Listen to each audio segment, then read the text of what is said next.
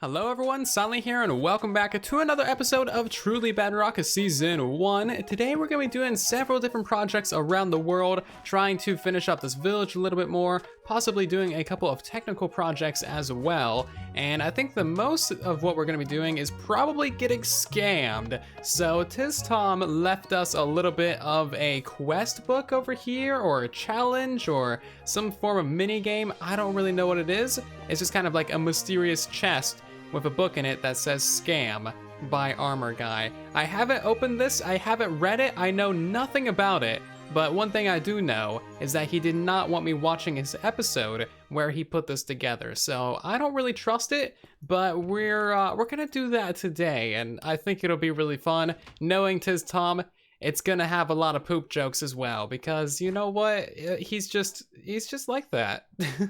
So if you saw the previous episode of the series, you'll know that 1.13 kind of killed everything, and not just like, you know, people wanting to play on Truly Bedrock. It pretty much killed like every realm and multiplayer server out there, and pretty much no one wants to play Bedrock at the moment because 1.13 is just an absolute mess. You can see that like even just eating the food is kind of an issue. It took like 2 of my fishies. Dang it. But yeah, they have actually rolled out a hotfix for the realms crashing and reverting saves, so you'll no longer lose like hours and hours of work, which is really nice because of course Truly Bedrock is on a realm. We're still working on moving over to a server because we're kind of just fed up of realms at this point, and you can probably assume why. But anyway, yeah, do want to keep you guys updated on that. They should also be releasing a 1.13.1 here soon. I have good information that a hotfix is on its way relatively soon, and honestly, I don't want to rush them because there is a vast majority of a chance that they could just mess it up more if they do rush it. So stay tuned, I guess. Just be patient, 1.13 will be fixed. I've eaten like 6 pieces of fish at this point, and it's still not letting me eat. Has the realm actually crashed? Because this is kind of ridiculous. What is happening here? I don't understand. This is why no one wants to play 1.13. I have half a haunch of hunger missing, and I just want to fill that up, and I swear, if this does go through, I'm gonna have like eaten this entire stack of fish. And you move extremely slow when you're eating. Oh my god. I want to keep recording until it like finishes, but at this rate, it might take like 20 minutes. Okay, so I've made it all the way over to here, going extremely slowly, so you know it's been about a minute, and I still haven't actually eaten. So like, yeah, even if I try again, it's just, I literally cannot fill up that hunger. There's nothing you can do about it. I just want to fill up the hunger. Oh my god. It's so much lag. I think the realm probably has crashed, but something that happens, like it crashes, but it still keeps everyone connected, so you think you're playing, but like, you're not actually still playing, so I'm assuming that this is gonna crash and roll back here soon. And this is just a perfect example of why no one wants to play right now. So with all that weirdness out of the way, there is just a couple of different things that we need to do around the village to pretty much finish it off. We need to completely decorate this area right here, and the potato patch and the sugarcane patch going down to about this area. And this is like the only area in the village that is not decorated at this point, so we just kind of need to finish that up and make it look nice and proper. And then we also need to do a little bit of detailing to the outside of our zombie apocalypse wall and like make this look a little bit more finished off and a little bit more detailed. We've put in some cobblestone and stuff around the edges, but there's still kind of a lot more that could be done just to make the village actually look like proper, so that we can finish up this project and potentially move on to some other things. So a little while later, I've done a whole bunch of work decorating this village, just trying to add some detail and interest to the different build spots. So in between the little storage building that we have and the upper farms,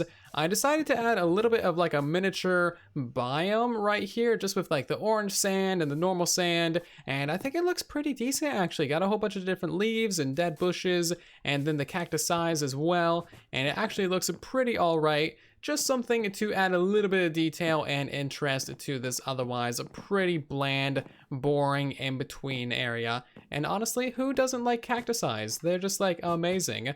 So up here in the top, I also went ahead and added in some sugarcane, nothing too special. And then the potato and wheat farms are slightly detailed, but mostly these are just for like actually harvesting and for actually getting crops from. Since the last episode, I've also added a nice little garden for all the blue flowers as well. Just some nice little raised beds for these little orchids and cornflowers. And yeah, they're just kind of nice. This was a viewer suggested thing from the last episode. Since we hadn't added any blue flowers to the village, we kind of needed to make a whole new garden for it. And this is what happened. We got a nice little fountain, 3 sets of raised beds, and honestly, I think it looks pretty good. It's a little bit of a different decoration style from the rest of the village, and I think it turned out pretty well. We also have like an absurd amount of mobs in here. We have, of course, a llama, a sheep, there's a pig man over there, there was a spider, and there's also a pillager just like stuck right here for no reason. There's no pillager boss, no other pillagers. He was just abandoned here on that poor trapdoor. And like, he's all shaken. What even is this guy? It's so stupid, get out of here. So we've actually done like a lot of decoration to this village in between episodes. So we also went ahead and, you know, built up a tiny little dock out here. Nothing terribly special, but we do have a getaway boat in case anything ever goes terribly wrong. Just like get in that boat and just paddle for your life. And I figured that would be a good idea since we have an evil laboratory. This thing is, well, okay, actually really hard to turn around. But I also went ahead and just like put a few other boats out here, and these ones actually have leashes on them and they're tied to the fence posts. And that's actually a pretty cool Bedrock exclusive thing that you can do. So if you ever want to make a dock, you can actually like leash your boats so they don't drift away or like get stolen or anything like that. And finally, we added a couple of fishermen out here. They're pretty cool. I like them. It turned out pretty nice over here. And since we're talking about it, I might as well fill you in on the final bit of the village that needs decoration, and that is right around this iron farm. So as you can see, we need to fill in this back area and the other back area of the iron farm, probably with some form of garden just to make it look nice over here. But yeah, once we actually get this thing decorated, that'll be more or less the entirety of the Savannah village completely done, which is really awesome. I think this village has turned out pretty well so far. This is my first time ever building like an entire town above ground, or really anything above ground. The actual buildings themselves aren't particularly special, and I'm not like extremely happy with them. However, overall, I think this entire place has, you know, done pretty well for itself and, you know, become quite a nice little city. Right as I hit stop record, the game crashed midair, so 1.13, am I right? Right, well, it doesn't seem that anything actually bad happened from that crash. I was still flying when I logged in, so that is a rather nice thing. And I think with all of that random stuff and things out of the way, we should probably go ahead and get scammed already. So let's go ahead and open up this book and see what's in store for us. So here goes nothing. Open up the book and we got, hello, fellow truly bedrocker. Do you want to get scammed? Of course you do. Yeah, he's pretty right about that. Grab 3 diamonds and head to -340,908. It's really easy to get to from the community village. All right, we can do that. And then also, of course, there's 50 pages. But little do they know, I have a macro on my mouse that makes me click very fast. So it's from Tom. Of course he would do that. Who puts their signature all the way at the end of the book? Jeez. But anyway, we need to grab 3 diamonds, and then I think we could pretty much just fly there. It's literally just like right over in this direction. What was it? 340,908. -340. Okay, this is actually kind of a ways away. It is this direction? What was it? -340. Yeah, we gotta go this way a little ways. Well, I think I found it. It's literally just a giant sign that says scam. I love it. Of course it does. Okay, of course it does. I'm so gonna die from this, aren't I? So gonna die. Okay, place 3 diamonds in the chest. All at once, not one at a time. If you agree to do this, then you have signed a contract to not go looking around the redstone to unscam yourself. Spoilers, you will get something back. Okay. I bet you he's gonna give us some poop. Now, you see, there's a slight clause in this sign over here. He says, if you give him the diamonds, you're not allowed to go looking for the redstone to unscam yourself. But we can go looking for the redstone before we give him the diamonds? And like, That's allowed. There's no contractual saying that we cannot do that. So I'm gonna go poke around in these caves, see if there's anything around here. It doesn't appear that there's any exposed redstone anywhere, so I'm just gonna go ahead and throw in some diamonds. Oh, look at that. We got diamonds. We got 2 back. Okay. Well, I mean, that's fine. Have a good night, Prowl. So we got 2 diamonds for 3. What happens if you put 2 in there? We got 1. Okay. And what happens if we put 1 in there? It's a total scam, I know, but like, come on. Okay. So, okay, that's fine. Why even? Why even? I mean, it's nice that like he doesn't take all your diamonds, which is what I expected. But what even is the point of that? It's so stupid. It's so stupid and I love it. Why? So this has got me thinking, this is such a bad scam. Like, come on, you could have at least made like a whole on pyramid scheme and like get investments. You're only getting like 1 diamond out of people. That's terrible, TizTom. I think we need to go ahead and teach this guy a lesson. And also apparently there's a bridge going all the way out here, so that's nice. Or maybe, I don't know why that bridge is there. But anyway, there's this thing that's been at the actual freelance tavern for quite a while. And I've been wanting to take him up on it because it is just really, really fun. But in here, you can see that there's a sign saying, "Kill Tiz." If you're not aware of what this is basically a job site. You can ask people to, you know, do certain jobs for you and then you pay them. And in here, if you can manage to kill TizTom, he'll give you a stack of diamonds, a stack of redstone blocks, and a stack of iron. The diamonds, the redstone, completely garbage. That iron though, man, is that iron valuable. So let's read this book real quick. Sir TizTom would like to see how far the TB members will go to get their hands on some iron. To complete the job, you have to find Tiz and type R ? In the chat. This is to make sure that TizTom can record. He will then reply with R when he is recording. The fight is then on and you have to kill Tiz to take 1 medal from his inventory. He is always carrying them. They are emeralds. Ooh, I like emeralds. Make sure you only take 1 and only 1 of these jobs can be done per TB member. Please put this book back so other people in there can find the reward, blah, blah, blah, reward, all that good stuff. And yeah, he's up to the rewardage. So this is pretty awesome. However, a lot of the TB members have actually attempted to kill TizTom. And that's not something I should need to say, because like, TizTom just dies all the time. Just like the game just hates him. The amount of times he's fallen into the void, like from nether portals, is ridiculous. But he has somehow managed to kill like 5 or 6 truly Bedrock members. So we just gotta show him up. I mean, I don't know how else to put this. Like, I don't know if you guys know this, but I'm actually pretty okay at PvP, so I need to go ahead and prepare and make a nice fresh set of PvP armor, a new bow for this thing, and just overall prepare, because I know that he has potions and apples and all the different things, tipped arrows, and we need to be rather prepared for this fight. So I just went ahead and did a little look around some of the chests that we have over here, and I found a pretty decent sword, a pretty okay bow.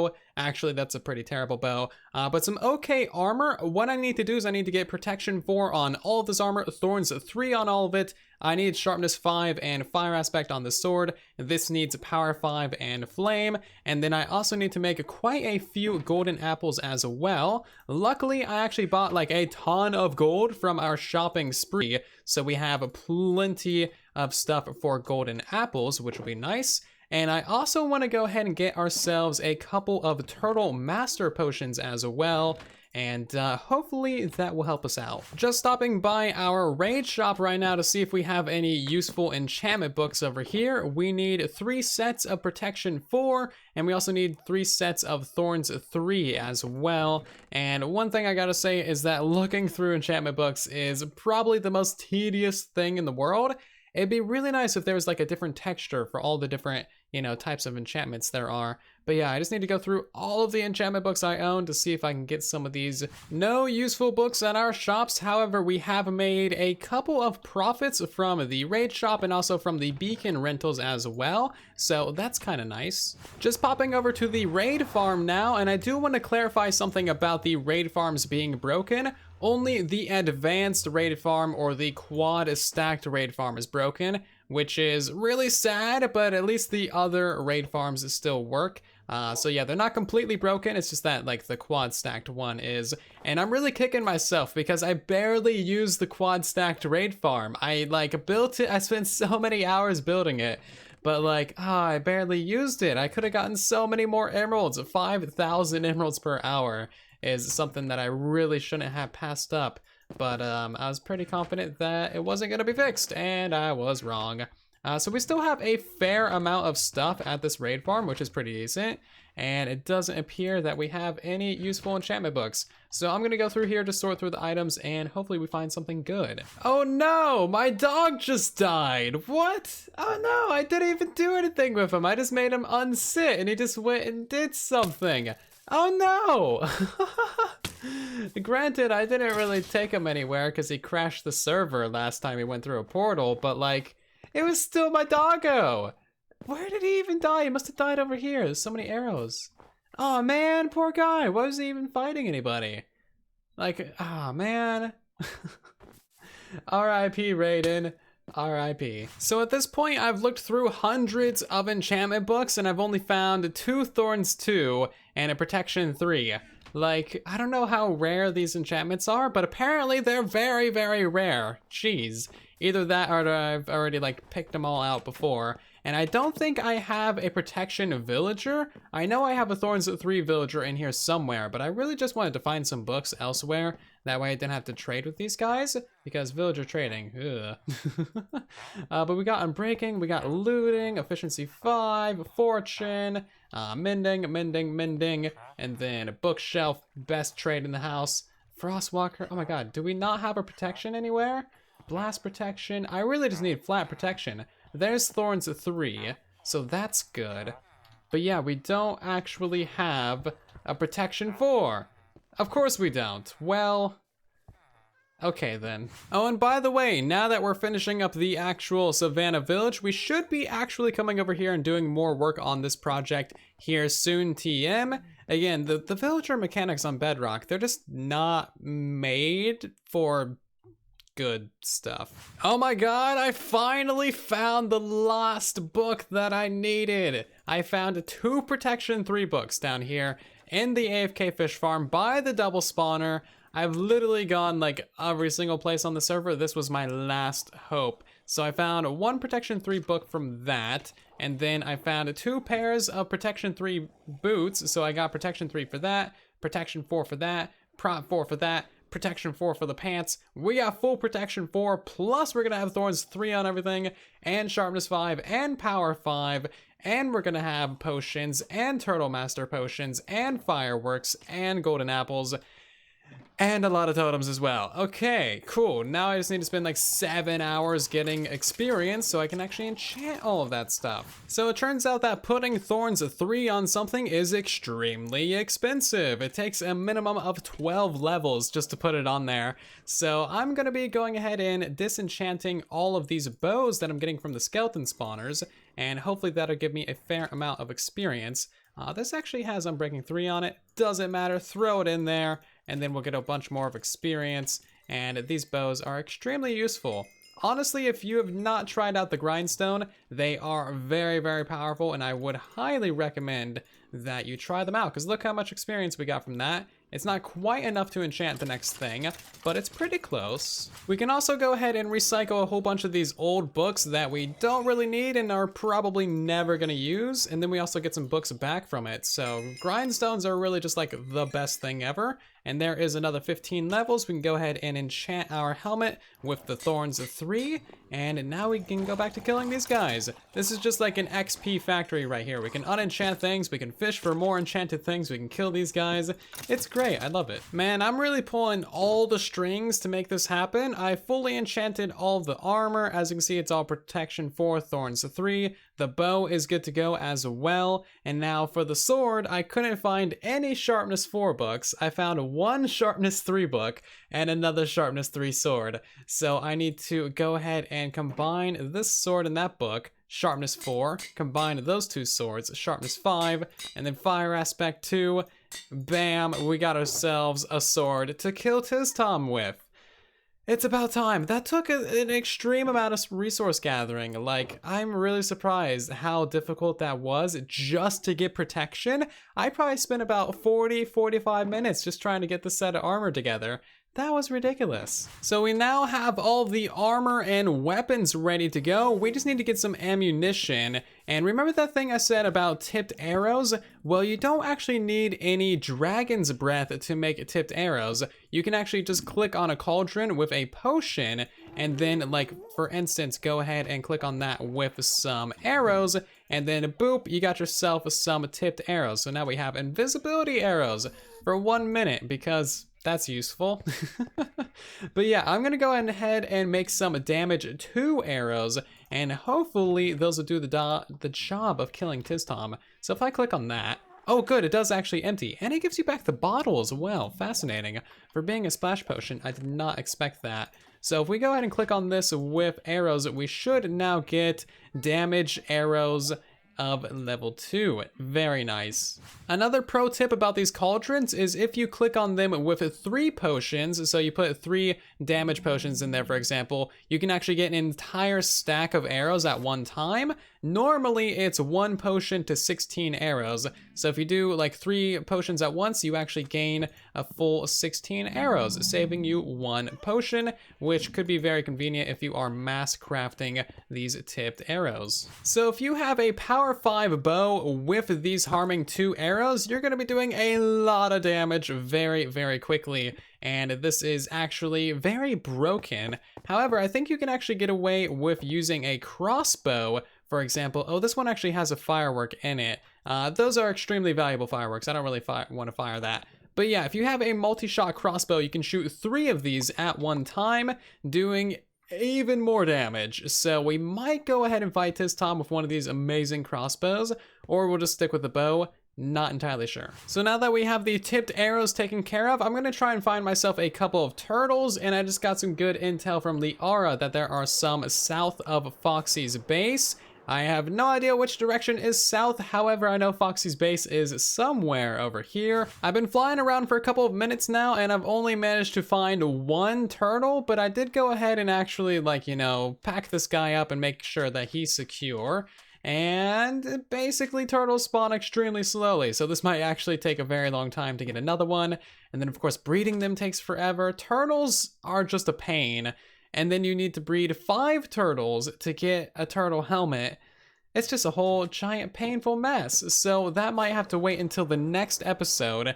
And most likely we won't even be able to fight Tistom until the next episode anyway. We're kind of like on the complete opposite side of the planet, and our like schedules are the complete opposite as well. It's very hard for us to meet up, and we've tried many times, but it's just like a very difficult thing to do.